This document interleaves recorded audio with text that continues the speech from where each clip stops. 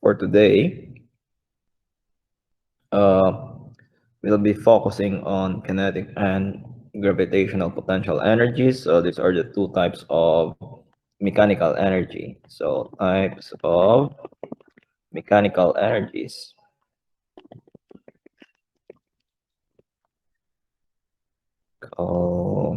Energies. So work and energy are closely related because the unit of work is the same as the unit of energy. By definition, energy is the ability to do work. And whenever work is done, there is a change of energy also. Okay, so mathematically, from that definition, so work can also be written as change in energy. And you know the meaning of change or the delta symbol. It's always the final minus the initial. So the change. There's a change in energy of the object. Okay. So kinetic energy. So what is kinetic energy? Well, this is just considered energy of a moving object. Moving object or body. So therefore, any moving object has a particular kinetic energy. And whenever work is done on an object, its velocity changes. And just to review, the second Newton's law is equivalent to this one. MA, the net force, is equivalent to the mass times its acceleration. And remember that there should be an acceleration in this case because there's a change in velocity. So change in velocity, you have delta V. So that means that you have acceleration. So object has acceleration.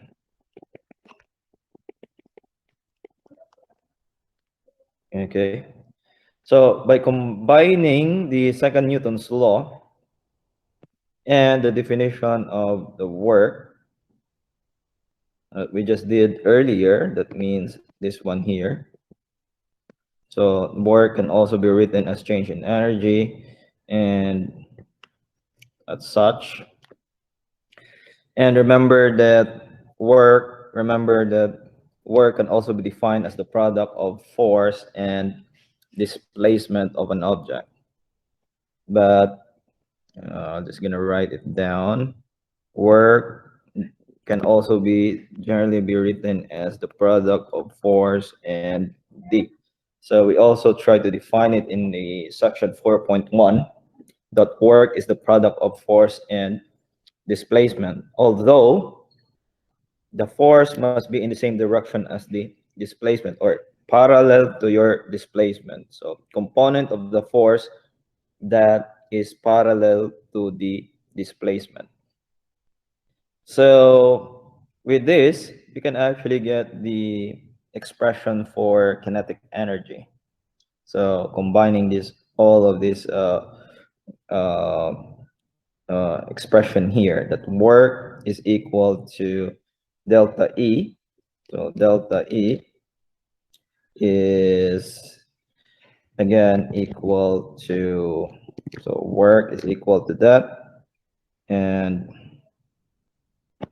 equal to EF minus EI, just a change in energy. And this whole thing can also be equal to FD, okay? So the force here, we can use this expression for the force. That force is mass times acceleration, okay? So we can replace that one here. So we can have EF minus EI is equal to MA. Again, if you're wondering where did you get that MA, well, the force here is the net force. So that could be changed into or can be substituted as the mass times the acceleration, then times d. So another way of writing that one or the whole thing, work is equivalent to the change in energy as well as equivalent to the product of the mass of the object times its acceleration times its displacement. And if you can remember, acceleration can be expressed as v squared minus, this is vf squared minus vi squared over 2 times d. Okay, so you can write your acceleration in terms of the velocities. So if I'm gonna substitute that one in my expression, final minus initial, that could be mass times the acceleration is, again, can be written as the final velocity minus the initial velocity squared over 2d times d. Okay, so you can write work in terms of m times velocity squared minus initial velocity squared over 2d times d. If you're gonna simplify this particular expression more, if you can see, they can actually be canceled out. So you have the expression EF minus EI is equal to M V squared minus VI squared all over 2. Okay? So it simplifies this expression here. But let's just assume if initially it is at rest, that means that VI is equal to 0. So if VI is equal to 0, that means that the initial energy there is 0. And this one here is 0. So actually you can get an expression for energy equal to mass times velocity squared over 2. So this is where you get the expression for the kinetic energy. Kinetic energy is just this portion here. So mass times velocity squared over 2. Okay. So just remember that if we're going to use the standard units, you need to remember mass must be in, so M is the mass in kilograms, V is the speed or velocity in meters per second, and A is just in joule. Okay, so that means that if you're gonna use this particular equation here, you just have to take note of the different units. That mass must be in kilograms and speed must be in meters per second, so that in the computation for the energy, automatically the unit is in joule. Or if you're given the kinetic energy, also, that means that if you're going to solve for speed, automatically, as long as the energy is in joule, mass is in kilogram, automatically, if you're going to solve for V, automatically the unit is in meters per second. Okay, so that is why always try to take note of the units that is being used. Again, I'm not so I don't let you write, or you have the option not to write the units in your solution. And again, you can just automatically use a particular unit as long as you know that the mass is in kilogram, the speed is in meters per second. So automatically, the answer that I will get for the energy will always be in joule. If I'm solving for the mass also, I would expect that the unit of the mass computation, if the given of the speed is in meters per second and energy is in joule per sec, no, in joules or J, that means that automatically the unit of my mass is in kilogram. Okay. So let's take some examples here. So what is the kinetic energy of a 24 kilogram rabbit moving at 18 meters per second? So again, it's always good to identify what are the given quantities. You don't have to write the name itself, but you can use symbol. So we use the symbol M for mass. And again, even though in the question, it's not explicitly said that this is the mass, but since of the unit kilogram, that means that automatically it pertains to mass. Okay. So because I can also be given the weight of the object there, let's say 24 newtons. If that is 24 newtons, for sure, that's not a unit for mass. So therefore, I need to solve for the mass in that particular instant. So, but here it's already given in kilograms. Automatically, it's the mass, and moving at 18 meters per second. Again, from the unit itself of meters per second, that would identify that that particular quantity is the speed or the magnitude of your velocity. 18 meters per second. And by the way, I use speed here instead of velocity because kinetic energy anyway is a scalar quantity. So you don't have to identify its direction. Okay. So it's the velocity squared. So that's that product. So it's just, again, it will come out as a scalar quantity. And what is being asked is your kinetic energy. So we use the symbol A, E, sub K. So that's a question mark. So now, since the question is the kinetic energy, so again, we now have several equations in our disposal in Physics 11. However, since the question is kinetic energy, so the first thing that you're going to do is try to get the expression for kinetic energy or the formula for kinetic energy. So, and then try to check whether that's enough to solve for a particular problem. So that would be 1/2 of the mass times the velocity squared or the speed squared.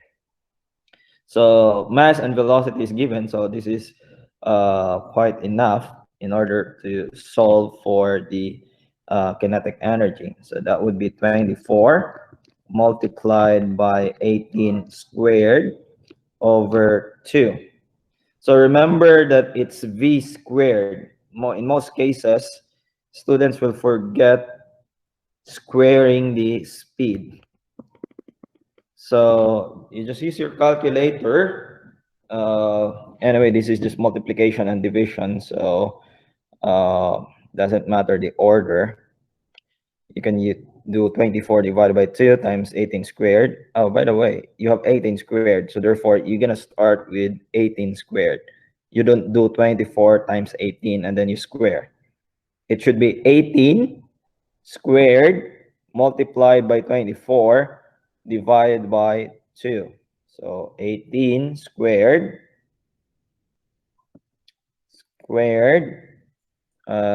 times 24 divided by 2. And you have 2 sig figs here. So I will get 3.9. 3.9 times 10 to the power of 3 joules. Again, automatically the unit is joules or capital J. Remember that 1/2 is not part of the counting of the significant digit or significant figures. Again, it's based from our given. So you have two sig figs for 18. So the final answer should be rounded off to two significant digits.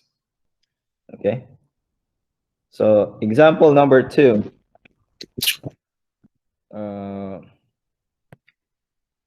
a 20-gram bullet when moving has 2,952 joules of energy. What is its velocity? So if you have noticed in this particular example, the mass is given in grams, and then specifically, you're not given what type of energy, right? Just generally giving you that. That even without the word energy, right away, you'll know that this is energy. However, you're given the fact that it's moving and you're solving for velocity. So that means, that gives you an idea that in this particular energy that you're talking about is kinetic energy. Okay? So these are some examples that, again, it is not explicitly mentioned in the question itself, but it's up to you to identify these quantities. So again, you start with the given. This would be my mass because of the unit grams. However, I told you that if you'll be encountering a unit, for example, in this case, the mass in our definition of our equation, mass must be in kilogram. So before you go to the solution part, even in the start of uh, your given, you need to convert them. It's much easier to do that first. So now you need to convert this one to kilograms. So how many kilogram are there in 20 grams? You know the 1,000 grams is 1 kilogram. So that should be 20 divided by 1,000. So that would give you 0.020 kilogram. Again, by just writing the given first, right away, you try to use the units that is being defined in at the start of the definition of the kinetic energy formula. So mass must be in kilogram, speed must be in meters per second, and so on and so forth. And energy here, so this would be the type of energy that you're talking about. Since it's moving, it's kinetic energy, and that is 2,952 joules. And what would be its velocity? Or at least the magnitude of its velocity. That would be your V. Okay, that's the question mark. And automatically, again, in this particular case, since you are already converting your units here, automatically this is given in meters per second already. So I'm quite sure already that the velocity that I'll be getting there is meters per second. So now for my solution. So even though I'm solving for speed here, or the magnitude of the velocity, I will not be using the kinematics because what I've given is the kinetic energy. So that gives you an idea that perhaps my starting equation is your kinetic energy. So you can write it out. Again, it would be advisable to write it out first.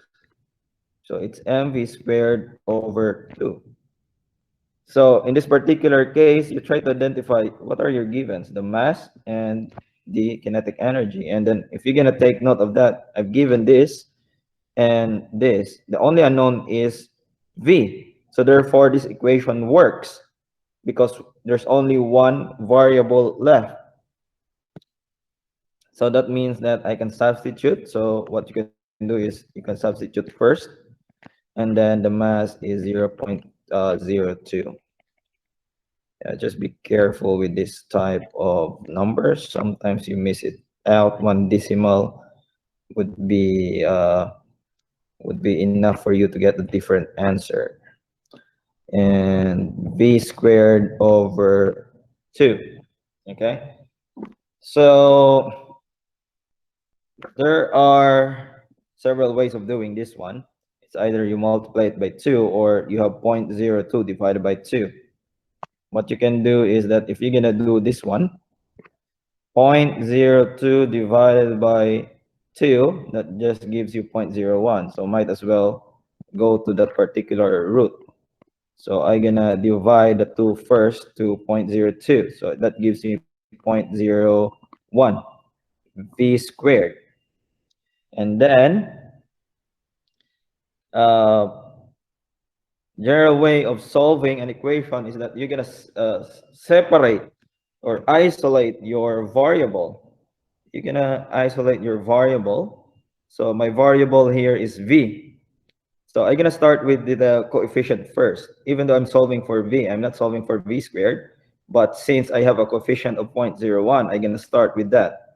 It's 0.01 and this is 0.01. Doing that will make my right side, so what is left in the right side is just v squared. And then just divide 2952 divided by 0.01. So that's around 295,200.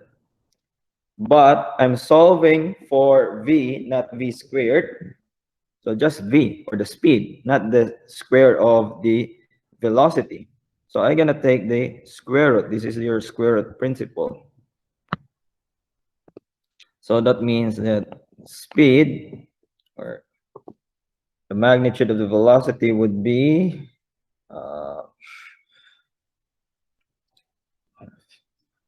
so how many sig figs? 3. So that would be 543. So that would be 543 meters per second. Actually, around 2 times the speed of sound in air. The speed of sound in air is around 230 to 240 depending on temperature. So yeah, that's close to that one. More than 2 times the speed of sound in air. Okay, so any questions so far with the 2 examples? Kind of straightforward. Anyone? Any questions?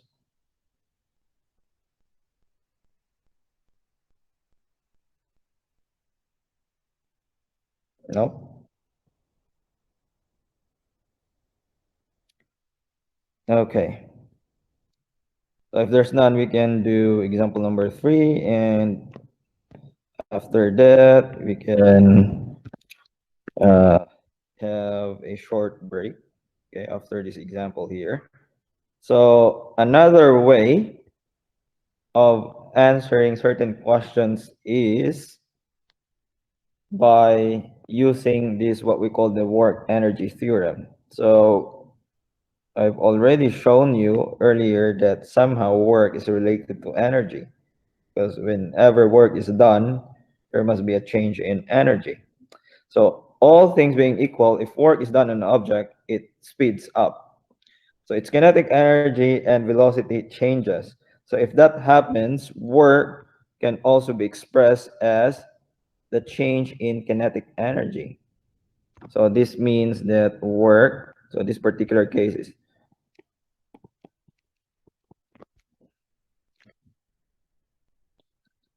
change in kinetic energy.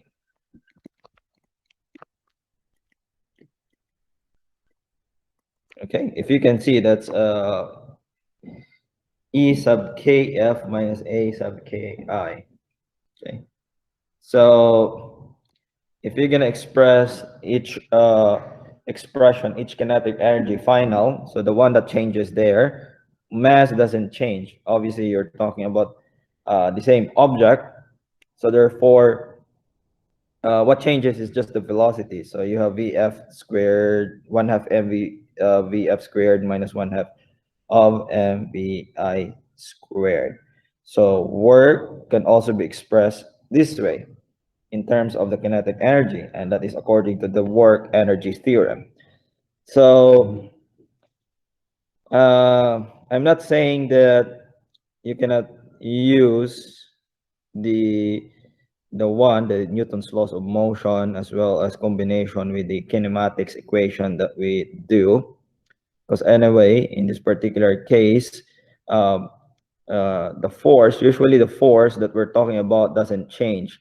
So if you have a constant force being acting on a particular object, if the net force is constant, that means that it would be accelerating constantly. So the acceleration is constant. So if the acceleration is constant, that means that we can use the displacement equations that we did in our kinematics section. So actually, with the combination of dynamics and the kinematic equation that we did in the past, you can also answer this particular question. But it becomes easier knowing the work energy theorem. So I'm going to show you how in this particular example here. So in deep space, a probe mass is 4 times 10 to the power of 2 kilogram. Rocket engine applies a constant force of 250 millinewton. So actually, you're wondering what is this MN. This is not the same as Newton meter, okay? Because Newton meter, we use that one for joule. That's the unit of joule also. This is millinewton. So this is a prefix. M here is a prefix. This is not a unit, okay? So this means this is millinewton.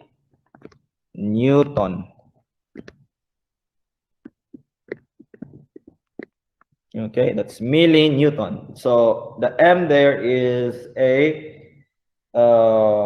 prefix, not a unit. Hope that's clear. If the initial speed was 15 meters per second, how fast will the probe be moving after it moves 1.5 times 10 to the power of 9 meters? So let's start with what we're given.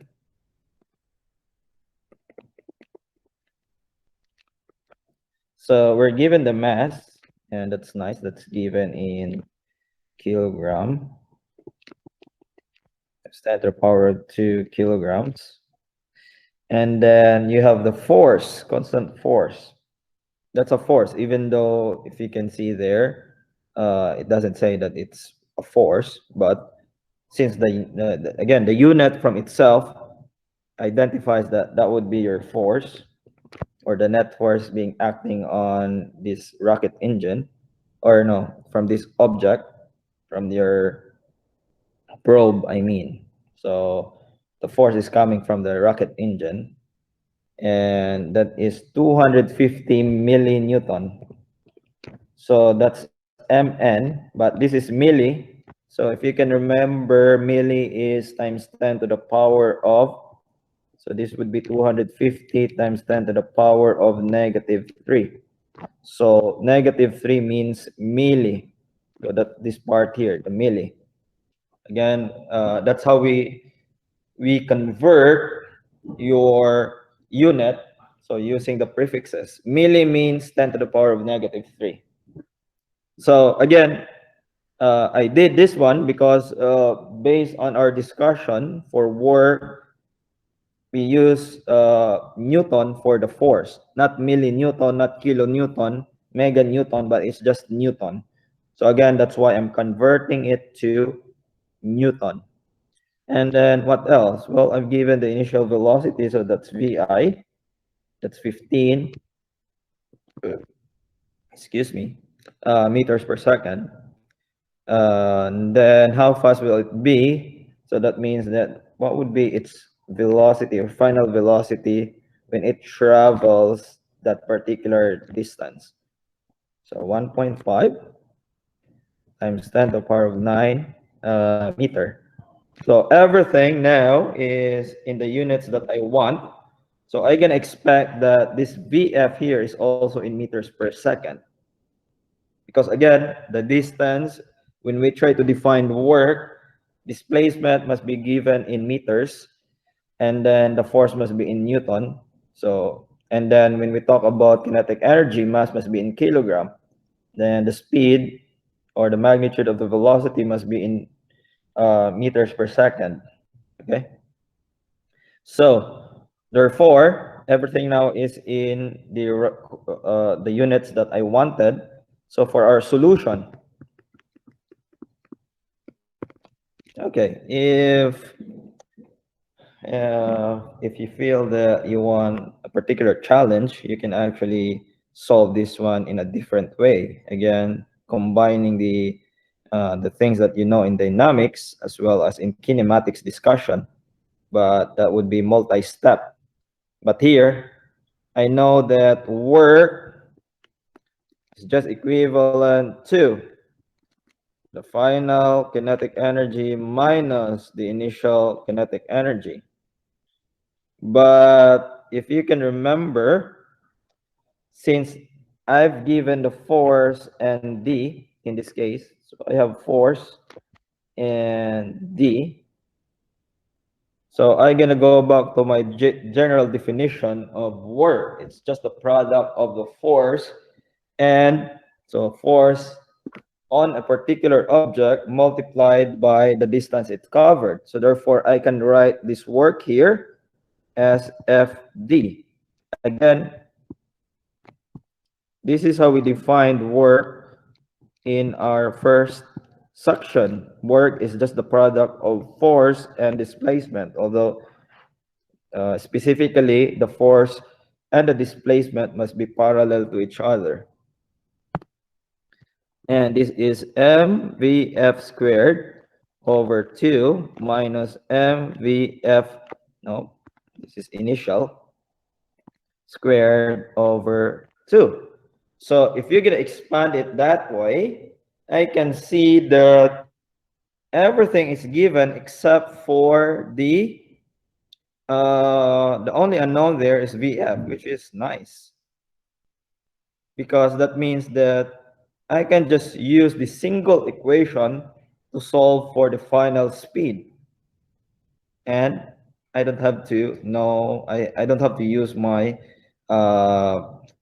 the second law of Newton, and as well as the kinematic equation. Right away, I can just apply, just gonna apply this particular equation. So just substituting everything. So that means that force is 250 times 10 times 10 to the power of negative 3 multiplied by 1.5 times 10 to the power of 9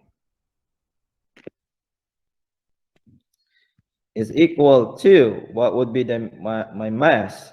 My mass is 4 times 10 to the power of 2 multiplied by, what's my VF?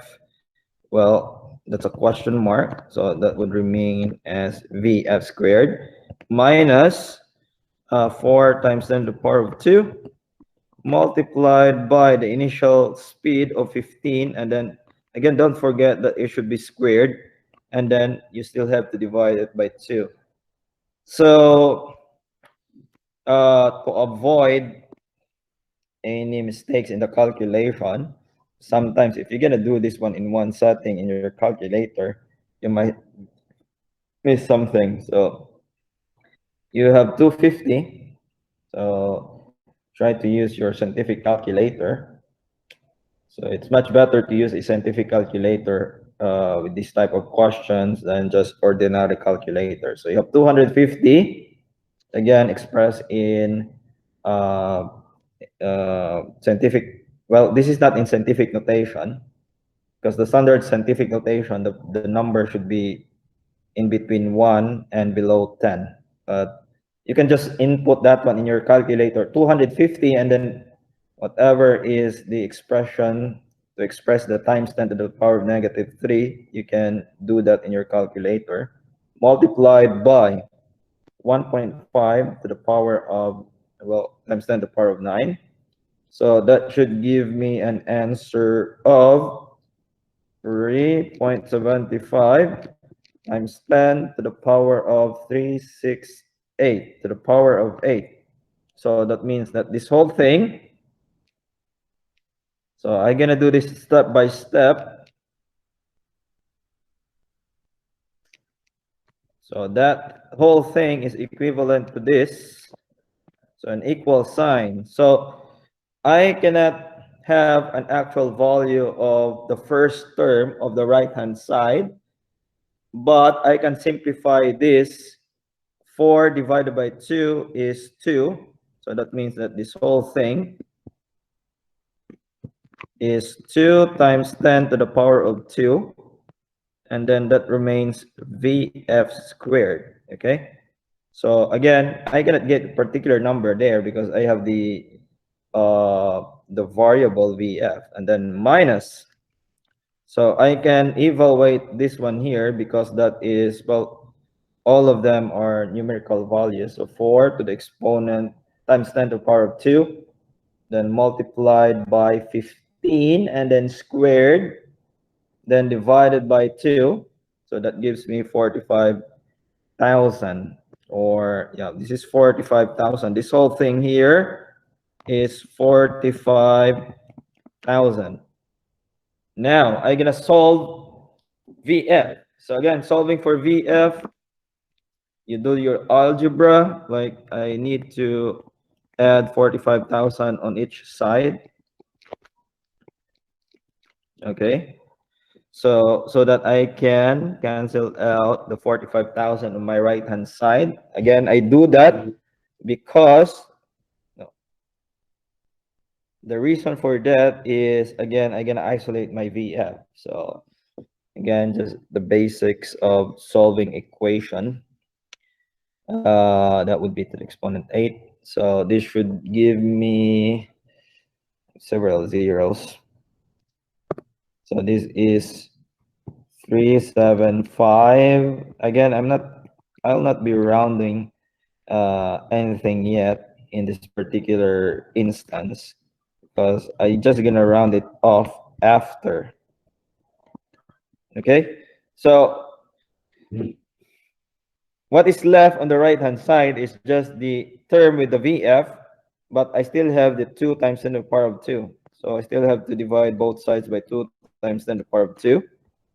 And the reason being is, again, I just want to have that VF on one side. Remember, if I'm going to divide it by that, it gives me 1. So divided by 200, or 2 times 10 to the power of 2, the right-hand side gives me 1,875,225. And this is equal to VF squared. And again, I'm not solving for VF squared, but I'm solving for just VF. So I need to take the square root of both sides. So VF would be equal to, so that would be square root. That's around, well, in how many sig figs? Well, the least is 2. So this should be around 1 point to sig figs 4 times 10 to the power of 3 meters per second. Okay, so that would be the speed of the probe after it travels 1.5 times 10 to the power of 9 meters. So that's around 1.5 gigameters.